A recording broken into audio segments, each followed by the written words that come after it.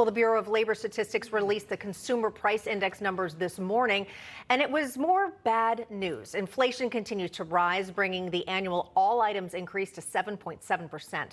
The food index increased nearly 11% this year alone. Yeah, even more troubling, the annual energy index, which increased over 17% for the year, with natural gas prices up by 20% and the heating oil rising by 68% over the last 12 months. Joining us right now to discuss, board member of overseers at Stanford University's Hoover Institute, John Jordan. John, what did you think of the numbers? Because here's the thing, the stock market is up like 1,000 points because I guess they're interpreting this as, okay, they're making some progress, which means maybe interest rates won't go up as high as they might have or go up as long as they might have. So the stock market's one reaction. But to the average person, they're still saying, wait, every time I go shopping, things are wildly expensive. Yeah, for the consumer, the pain continues, and it's not likely to abate soon. As interest rates go up, obviously, so do all kinds of things, mortgage rates, car payments, and things like that. Also, we have this impending diesel shortage, and diesel is not just about paying at the pump. That's a fuel that we need to transport goods from here to there to bring things to market. And that finds its way also baked into the inflation cake of misery, as it were. So we also still have too many dollars chasing too few goods, especially at the point where you start to see an economic slowdown. That's the kind of where we are now, but we still are seeing runaway inflation. The stock market, on the other hand, tells a different story, and there's a reason for that, Bob, and that is the stock market looks ahead. It's forward-leaning, and it's kind of a leading indicator of the economy. So it kind of sees that interest rates are going to come down or at least not get worse in their intermediate future. Also baked in there now is the fact that there's probably going to be a Republican majority in the House, which will at least cauterize the wound, which is our federal deficit right now and federal spending. So that's why the stock market's reacting differently.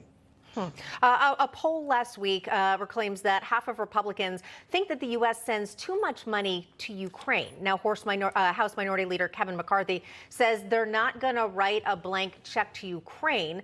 And more recently, Marjorie Taylor Greene stated that under Republicans, not another penny will go to Ukraine. What do our foreign relations look like? What would they look like in a GOP-controlled House?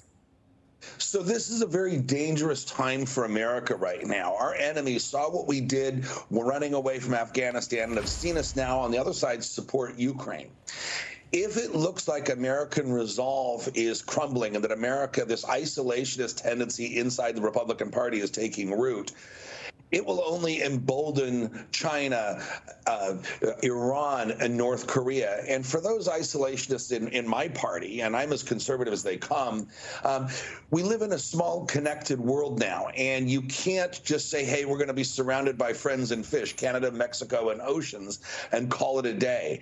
Eventually, this will find its way to the American economy, American interests, and probably to America itself. So we have to kind of resist this urge to say, why are we involved in foreign wars? Because they're watching, I promise you, in Moscow, Beijing, Tehran, and Pyongyang. Yeah, let's talk about the international situation right now. What gets your attention? We haven't talked we haven't talked in a while about Ukraine, about Russia. What's your read on the situation right now? It's changing rapidly in Ukraine. It hasn't been in the news lately, and for understandable reasons. But in Kherson Oblast, right on the Dnieper River, the Russians are trying to withdraw, and that is one of the 4 regions that Russia tried to annex in the plebiscite that they had. City of Kherson is the only major city really under Russian control right now, and they're looking to withdraw. The question is, will they be able to? Will the Ukrainians let them? As an observer of all things Russian, I can tell you that if thousands of Russian troops are forced to surrender, or unable to withdraw across the Dnieper River, and Kherson falls, this is going to have a seismic impact inside of Moscow and may finally be Putin's undoing. So we really need to watch the story because it's a really big deal and a turning point in the war. John, what needs to happen for this war to end? What needs to happen is basically Russia cannot win. The question is how many men, how many tanks, how much pain, economic pain, how many bodies are they willing to absorb?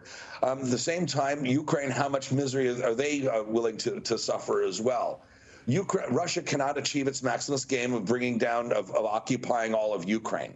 Ukraine's not going to give in. So what's going to happen is Russia is eventually, the Russian army, the most likely outcome is the Russian army will collapse in on itself. And there's real signs of that now in Kherson and in Donetsk and Luhansk, where it looks like the Wagner Group and Prigozhin are kind of running their own private little war and completely obviating the Russian Ministry of Defense.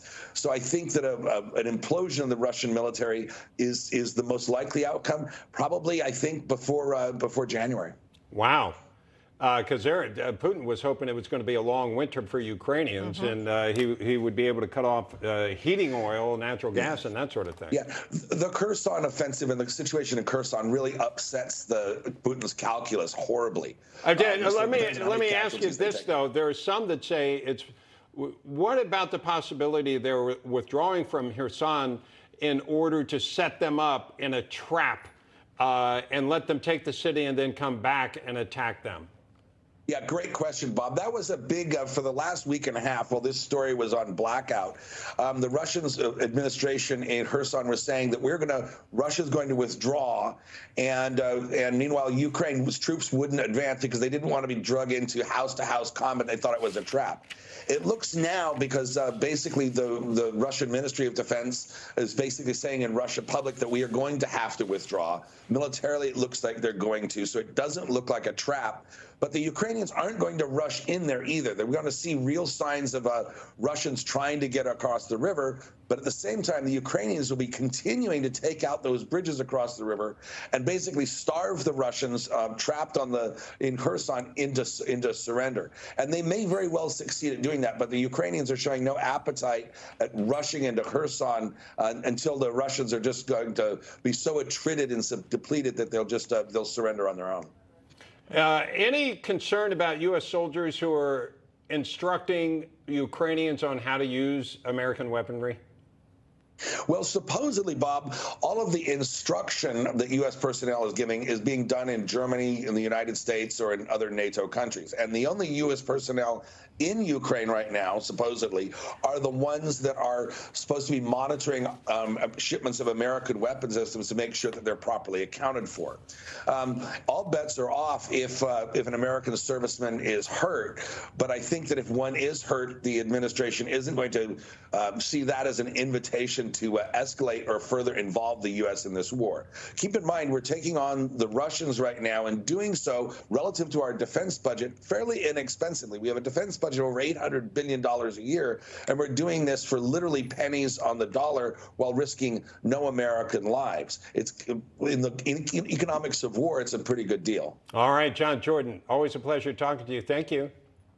My pleasure.